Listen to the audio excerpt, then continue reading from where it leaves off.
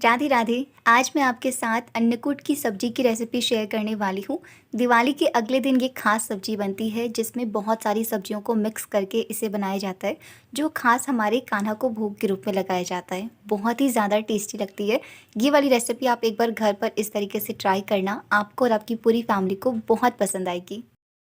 तो जैसा कि मैंने कहा कि इसे बनाने के लिए हमें चाहिए होती हैं ढेर सारी सब्जियां। तो सबसे पहले देखते हैं कि हमने क्या-क्या सब्जियां ली हैं। तो मैंने यहाँ पे लिया है केला, साथ में आलू। इन्हें मैंने पानी के अंदर रखा है ताकि ये काले ना पड़े। इसी के साथ मैंने टमाटर लिया है और ये है बैंगन। इसे भी मैंने कट करके पानी में डाल दिया है ताकि ये काले ना पड़े। अगर आप चाहो तो जिस वक्त आप कढ़ाई में डाल रहे हो सब्जियाँ, उस टाइम पर भी इन्हें आप कट करके और डाल सकते हो। इसके अलावा मैंने यहाँ पे लिया है पालक का साग, मूली के पत्ते और साथ में पत्ता गोभी। इसके अलावा मैंने यहाँ पे लिया है सीम, साथ में फूल गोभी, गाजर, बीन्स, शिमला मिर्च, कद्दू, लौकी और साथ में ये है मूली। इन सभी को मैंने छोटा छोटा कट करके लिया है। तो ये सारी सब्जियां हैं। अगर इनमें से कोई सब्जी आपके पास नहीं है तो आप उसे स्किप भी कर सकते हो। अब सबसे पहले हमें लेना है एक कढ़ाई और इसमें हम डालेंगे तेल। तेल जैसे ही गर्म हो जाएगा हमें इसमें डालना है मेथी आधी छोटी चम्मच, जीरा ऐड करेंगे आधी छोटी चम्मच और ज़रा सा हींग। इन सबको हल्का सा क्रैकल करना है ताकि ये हल्के से चटक जाए। इसके बाद हमें इसमें डालना है कटी हुई हरी मिर्च और ये अदरक। अदरक को मैंने ग्रेट करके लिया है। इस तरीके से इसका टेस्ट बहुत ही अच्छा आता है। और इसी ना अब हमें थोड़ी देर के लिए पकाना है ताकि जो अदरक है उनका कच्चापन निकल जाए और वो हल्के से भुन जाए। इसके बाद हमें इसमें सारी की सारी सब्जियां डाल देनी है।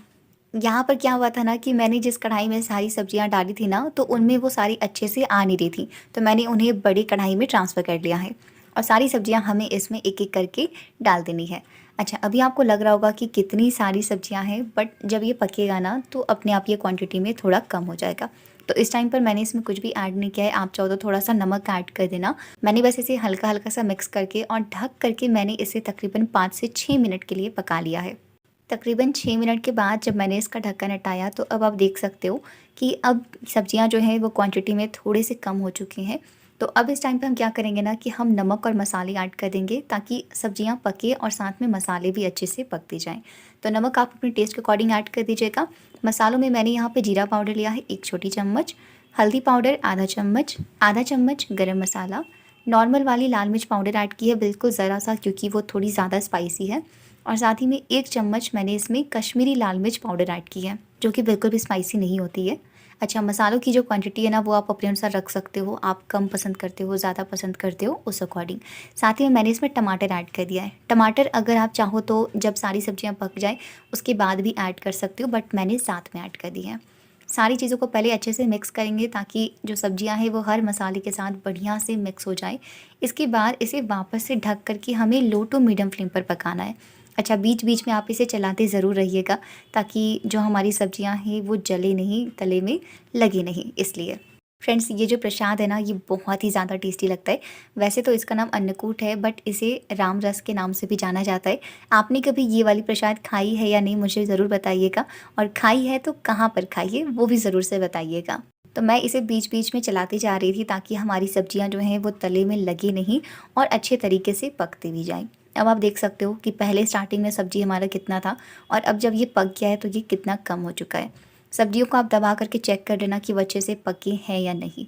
और एक बार जब सारी सब्जियां अच्छे से पक जाए ना, जब आपको दिखे कि हाँ सारी सब्जियां अच्छे से पक चुकी हैं, इसके बाद आप एक कलछी लेकर के ना इन सब्जियों को हल्का सा मैश कर दीजिएगा। बहुत ज़्यादा भी मैश नहीं करना है, बिल्कुल हल्का हल्का सा मैश कर देना है ताकि जो खड़े खड़े आलू वगैरह हैं वो थोड़े से मिक्स हो जाए। और ये इसी तरीके की थोड़ी सी ड्राई जैसी रहती है, बहुत ही ज़्यादा टेस्टी लगती है। तो ये हमारी बन करके तैयार है। गैस का फ्लेम ऑफ कर देंगे। और अगर आप भंडारों वगैरह में या मंदिरों वगैरह में जाओगे ना, जहाँ पर ये प्रसाद मिलता है, वहाँ पर इसके साथ दिया जाता है पूरियाँ। तो मैंने भी पूरियाँ बना ली हैं। और बस ये वाली ख़ास हमारी अन्नकूट की सब्ज़ी बन करके तैयार हो चुकी है। ये गोवर्धन का ना बहुत ही प्रसिद्ध प्रसाद है, जो कि वहाँ की बहुत ही ज़्यादा स्पेशलिटी है। अब भंडारों में जब आपको प्रसाद के रूप में दिया जाता है तो कुछ इस तरीके से दिया जाता है।